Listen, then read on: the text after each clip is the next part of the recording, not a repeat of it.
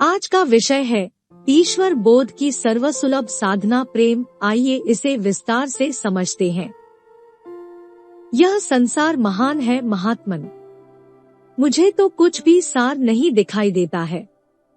अब तो बस ईश्वर को पाने की इच्छा है। आप मुझे दीक्षा देकर ईश्वर प्राप्ति का मार्ग दिखाएं।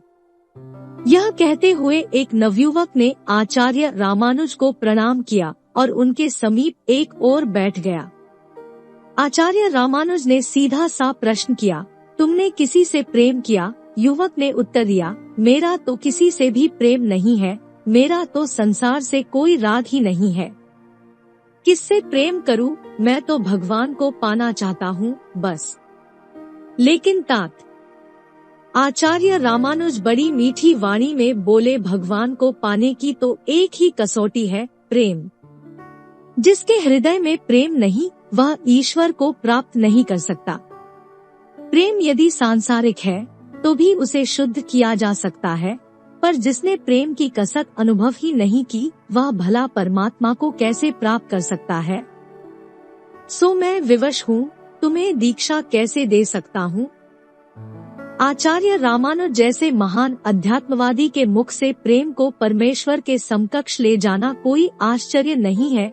वस्तुतः संसार में यदि कुछ अपार्थिव है तो वह प्रेम ही है। यदि प्रेम काम में परिणत नहीं किया जाता तो मनुष्य धरती पर रहते हुए भी अलौकिक सुख और ईश्वरत्व की अनुभूति कर सकता है, क्योंकि शुद्ध प्रेम ही तो परमेश्वर है। मैं तो प्रेम दीवानी कहकर मीरा नाचती थी। वहाँ कोई शरीरधारी तो होता नहीं था, पर उस प्रेम की प्राणसत्ता में ही उसे परमेश्वर की झांकी मिलती थी। मीरा की सखियाँ पूछती, मीरा तू बावरी हुई है, अपना सब कुछ छोड़कर भटक रही है, ऐसा निष्ठुर है तेरा भगवान कि वह तो कभी तेरे पास भी नहीं आता। सखी के इतना कहने पर मीरा नाराज होकर कहती, सखीरी मेरे संग संग नाचे गोपाल। सखियाँ नहीं जानती थी, पर मीरा जानती थी कि उस दिव्य प्रेम की डोर से ही वह उस अविनाशी सत्ता को बांधे हुए थी। भगवान उसके प्रेम में ही ओतप्रोत उसके आसपास चक्कर काटता था। मीरा जैसे नचाती थी वह वैसे ही नाचता था। संसार में प्रेम ही सच्चा अध्यात्म है, प्रेम ही अविनाशी और प्रेम ही परमार्थ है। धन की आवश्यकता सांसारिक होती है तो भी स्त्री पुरुष भी स्वार्थ, सहयोग और सेवा प्राप्ति की अनेक कामनाओं से प्रेरित होकर बनाए जाते हैं। पर प्रेम में तो इन सब प्रतिबंधों की अवहेलना है। संसार में एक ही तत्व है, प्रेम। संतुष्टि और विकास के लिए मनुष्य प्रेम पूर्वक त्याग करना सीखता है, और जब यही प्रेम बढ़ता बढ़ता समष्टि तक पहुंचता है तो सब कुछ देते रहने की कामना करता रहता है। अपने लिए न चाहकर किसी और के लिए निरंतर देते रहने में कितना सुख है, यह तो वही जानता है जो एक प्रेम की परितृप्ति के लिए स्वयं भिखारी और अनाथ तक होने को तैयार रहता है। भगवान को भी ऐसे ही पाया जाता है। सच्ची बात तो यह है कि प्रेम परमात्मा को प्राप्त करने की आकांक्षा का पर्याय भर है। प्रेम प्रकृति को जीतने का वैज्ञानिक विधान है। महात्मा गांधी कहा करते थे, जिस प्रकार एक वैज्ञानिक प्राकृतिक नियमों का विभिन्न प्रकार से उपयोग करके अनेक चमत्कार कर देता है, उसी प्रकार व्यक्ति प्रेम के सिद्धांत की भी वैज्ञानिक विधि से प्रयोग की प्रणाली जान ले तो वह वैज्ञानिक से भी अधिक चमत्कार पैदा कर सकता है।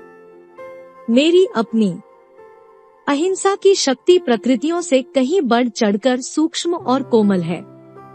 वह प्रेम की भावना का ही तो विकास है। मैं इस सिद्धांत की गहराई में जितना अधिक प्रवेश करता चला जाता हूँ, मुझे लगता है कि मेरे अंदर उतनी ही शक्ति बढ़ती चली जाती है। मैं जीवन और सारे संसार की योजनाओं में उतना ही आह्लाद अनुभव करता हूँ। प्रेम के सिद्धांत ने मुझे प्राकृतिक रहस्यों को समझने की जो शक्ति दी है, उससे मुझे अथक और अवर्णनीय शांति मिलती है। यह प्रेम के वैज्ञानिक पक्ष का एक उदाहरण है। प्रेम के लिए तो प्रकृति का पत्ता पत्ता प्यासा है। एक ओर अपूर्णता में अशांति तो दूसरी ओर पूर्णता में शांति और स्वर्गीय सुख की अनुभूति। यह बताते हैं कि प्रेम में ही स्वर्ग और ईश्वर विराजते हैं। किसी को कोई ईश्वर प्राप्ति का उपाय खोजना हो तो उसे एक बार अंतःकरण में शुद्ध प्रेम जागृत करके देख लेना चाहिए। भारतीय धर्म और संस्कृति या वेदांत जिस अद्वैत धर्म का प्रतिपादन करता है, उसको समझने के लिए प्रेम से बढ़कर दूसरा साधन नहीं है। प्रेम अद्वैत का बोध कराता है। यह एक बलिदान भाव है, उसमें आत्मोत्सर्ग का ही सुख है। किसी से प्रेम है ऐसा मान लेने भर से तुष्टि तो नहीं हो जाती। उसे देखने से और बार बार पास आने से सुख तो अपार मिलता है, पर कोई ऐसा सदैव तो नहीं कर सकता। भगवान के प्रेम की अभिव्यक्ति के लिए भी चंदन, रोली, पुष्प, अर्घ्य, आचमन का तो उपहार जुटाने पड़ते हैं। बहुत करके भौतिक वस्तुएं ही देने जाते हैं, तो उससे इस रस की अनुभूति होने लगती है। देने वाला यह नहीं देखता कि मेरा कुछ गया और पाने वाले को भी यह नहीं लगा कि वह वस्तु उसे मिल ही गई। आदान प्रदान तो अभिव्यक्ति मात्र थे। सच बात तो यह है कि दोनों ही को अपने भीतर के उस रस के पोषण की चिंता थी जो प्रेम के रूप में उदय हुआ। इसी का नाम तो अद्वैत है कि हम सब एक सा ही अनुभव करें।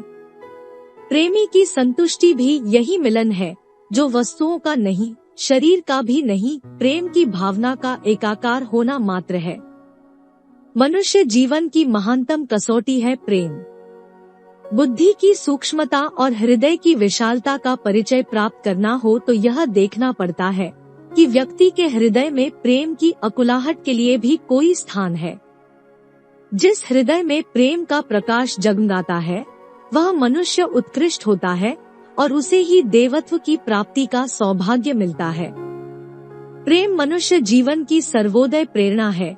शेष सब आश्रित और स्वार्थ प्रेरित भाव है। स्वाधीनता और सद्गति दिलाने वाली आंतरिक प्रेरणा तो प्रेम ही है। इसी से व्यक्तियों के जीवन समृद्ध होते हैं। आत्म भावना और परमार्थ का विकास रूप और संसार की रचना प्रेम के वरदान है।